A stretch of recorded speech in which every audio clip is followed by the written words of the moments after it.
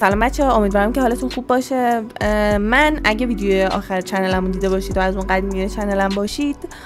میدونید که آخرین ویدیو من واسه 3 سال پیشه. حالا 3 سال پیش، حالا به هر دلیلی که بود من دیگه نتونستم چنل یوتیوبمو با محتوایی که داشتم درست میکردم توی یوتیوب ادامه بدم، ولی الان خیلی پرقدرت‌تر برگشتم و میخوام بهتون بگم که بعد از این قراره که تو این چنل چه اتفاقاتی بیفته.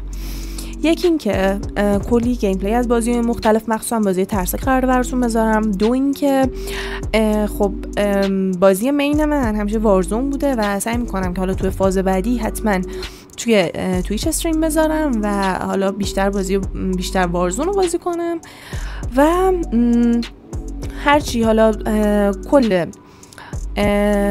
شروع اولیه من فعلا توی یوتیوب قراره که گیم پلی باشه و زیادم سرتون رو درد نمیارم و